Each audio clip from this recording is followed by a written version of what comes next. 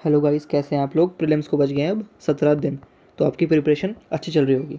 ठीक है, तो आज हम टॉपिक्स जो हैं वो एकेडमिक टॉपिक्स नहीं, नॉन एकेडमिक टॉपिक देखेंगे, लेकिन बहुत इंपॉर्टेंट, जो कि आपकी मेंटल हेल्थ से रिलेटेड है। ठीक है, तो अब इतने कम दिन बचे हैं प्रीलिम्स को, तो आपको हो रही होगी एनजाइटी।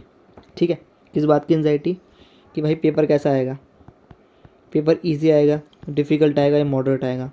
एनजाइटी इस बात की कि भाई जो मैंने पढ़ा है क्या वो पेपर में आएगा भी। ठीक है, उसके बाद एक और एनजाइटी हो रही होगी कि व्हाट इफ़ आई फेल हो गया तो क्या हो गया। एक और एनजाइटी आ रही होगी कि जीएस में पास हो गया, सी सेट में फेल हो गया, या सी सेट में पास हो गया, जीएस में फेल हो गया। ऐसे ऐसे एनजाइटी आ रही होगी। ठीक है, उसके बाद एक और तरीके से क्वेश्चन आ रहा होगा आपके दिमाग में कि भाई उसके बाद क्या, उसके बाद क्या, वे अहेड क्या होगा, फेल हो गया तो। ठीक है, उसके बाद कुछ लोग और महान होंगे, वो कहेंगे कि भाई मेंस तो तैयारी नहीं है अभी। ठीक है, और एक और आ रही होगी कि भाई मैं स्किप कर देता हूँ अटैम्प्ट। तो इतने सारी चीज़ें हैं वो दिमाग में चलती रहती हैं। और एक और भी आ रही होगी, यार करंट अफेयर्स तो करा ही नहीं है, करंट अफेयर्स नहीं करा है। ठीक है, तो ये है एनजाइटी। इतने सारे तरीके से आपको एनजाइटी आ रही होगी। तो आज हम देखने वाले हैं कि भाई इसको सॉल्व कैसे करते हैं। तो देखो भाई, मेरा तरीका है एनजाइटी मैट्रिक्स के थ्रू। ये नाम मैंने दिया है, अभी वीडियो बनाने से पहले इसको मैंने नाम दिया एनजाइटी मैट्रिक्स। तो मैं क्या करता हूँ, देखो, मैं प्री से पहले ही 25 को प्री है तो उससे 1-2 दिन पहले ही या अभी जब भी एनजाइटी आ रही है मैं एक प्लान बना लूँगा। ठीक है, मान लो ये है 25 मई। ठीक है, मैं एग्ज़ाम दे के आया, मेरे पे 2 पॉसिबिलिटीज़ होंगी। एक पॉसिबिलिटी होगी कि मेरा एग्ज़ाम प्री क्लियर हो जाएगा, दूसरी पॉसिबिलिटी होगी कि क्लियर नहीं होगा। ठीक है, अब देखो, चलो मान लेते हैं कि आप अच्छा जाए, आपका प्री क्लियर हो जाए, तो फिर आपके पास 2 पॉसिबिलिटी होंगी। ठीक है, आप मेंस दो क्या होगे। ठीक है, फिर 2 पॉसिबिलिटी बन जाएगी, या तो मेंस क्लियर होगा या मेंस क्लियर नहीं होगा। ठीक है, तो ये दिसंबर तक की बात हो गई, यही रिज़ल्ट आता है। तो इतना तो प्लान बन गया कि अगर आपको क्लियर होता है तो। ठीक है, अब मेंस लिखेंगे, उसमें भी 2 पॉसिबिलिटीज़ हैं, क्लियर होगा या क्लियर नहीं होगा। ठीक है, अब मान लो बाय चांस आपका क्लियर नहीं होता, उस दिन आपका लक आपके अगेंस्ट चला जाता है, तो अब क्लियर नहीं हो तो क्या ऑप्शन है। तो देखो, कुछ कुछ एस्पिरेंट्स तो होंगे जिसके अटैम्प्ट्स ख़त्म हो जाएंगे। ठीक है, तो उनसे तो कोई लेना देना ही नहीं, वो तो प्रिपरेशन छोड़ देंगे। लेकिन जिनके अटैम्प्ट्स बचेंगे, जिनके अभी एक दो या 2 या 3 अटैम्प्ट्स हुए हैं, तो वो दोबारा अटैम्प्ट देना चाहेंगे। ठीक है, तो प्री के बाद क्या करेंगे, दोबारा से मेंस की तैयारी करेंगे। ठीक है, मेंस की तैयारी करेंगे, उसके बाद वो दिसंबर तक अपना ऑप्शनल, अपना मेंस, ठीक है, अपना एस्से वगैरह सब चीज़ स्ट्रॉन्ग कर लेंगे। ठीक है, तो देखो, दिसंबर तक मैं वैसे भी मेंस का ही पढ़ रहा था। ठीक है, मैंने जून से लेके पूरा दिसंबर तक किस में इन्वेस्ट किया है। अगर मेरा क्लियर होता तो मेंस पढ़ने में ना, मेंस पढ़ने में हो गया, ऑप्शनल पढ़ने में।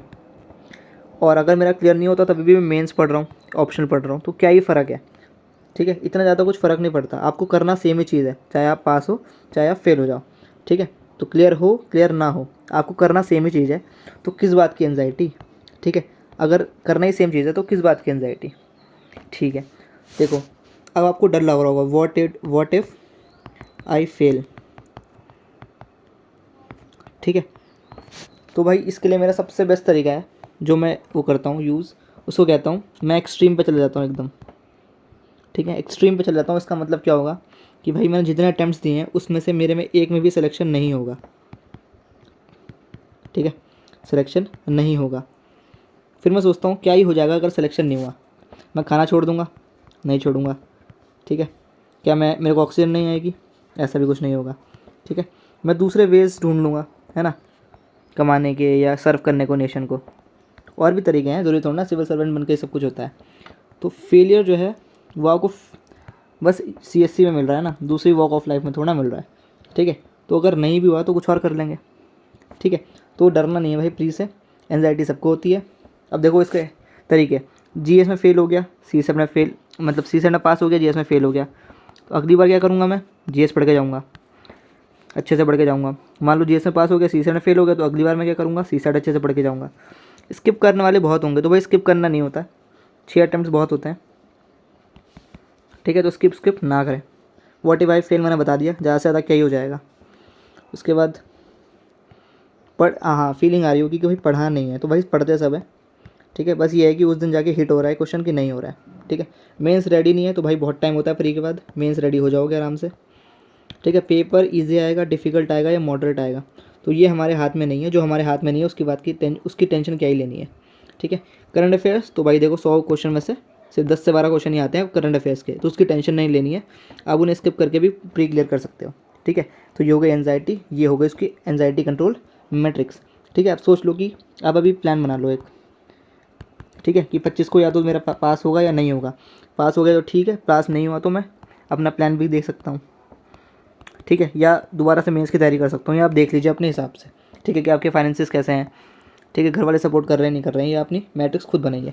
ठीक है, और भाई फेल हो जाता तो कुछ नहीं होता है, दुनिया बहुत रंगीन है। ठीक है, और भी मौके मिलते रहते हैं ज़िंदगी में। और जितने भी यूपीएससी में आपने टीचर्स देखोगे, मैक्सिमम टीचर जो होते हैं उनका कभी सीएससी में सिलेक्शन हुआ ही नहीं है।